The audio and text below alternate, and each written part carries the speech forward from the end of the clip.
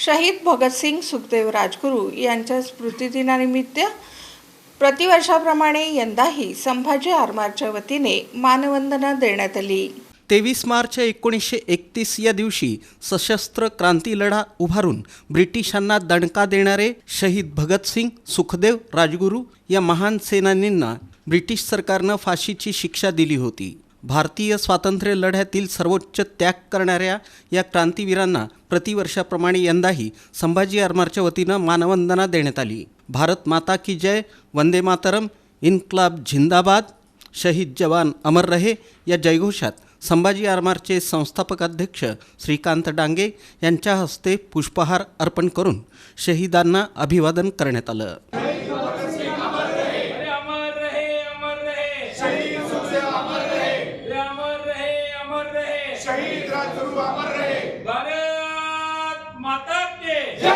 वास्तविक पाहता ब्रिटिश असेंब्लीमध्ये बॉम्बस्फोट करणं हा क्रांतिकारकांच्या नियोजित आंदोलनाचा भाग होता।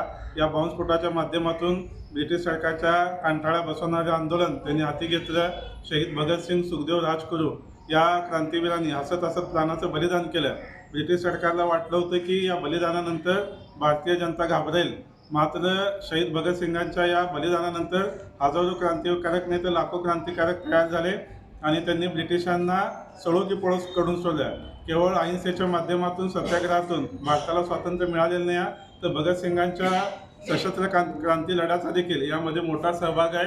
त्यामुळं प्रत्येक भारतीय युवकाचा हिरो शहीद भगतसिंग असणं गरजेचं आहे। यावेळी संभाजी आरमारचे कार्याध्यक्ष शिवाजी वाघमोडे, शशिकांत शिंदे, अनंतराव नीळ, सागर ढगे, अर्जुन शिवसिंगवाले, अमित कदम, रेवण कोळी, राज जगताप, अविनाश विटकर, मल्लिकार्जुन पोद्दार, द्वारकेश बबलादीकर, संतोष कदम, रोहन तपासे, गिरीश जवळकर, आकाश भोसले, निहाल शिवसिंगवाले, प्रवीण मोरे, सचिन लंगाळे, संजय मस्के, मोहन एडलेलू, जनार्दन मदले, उदय राजपूत, बाळासाहेब वाघमोडे यांच्यासह कार्यकर्ते उपस्थित होते।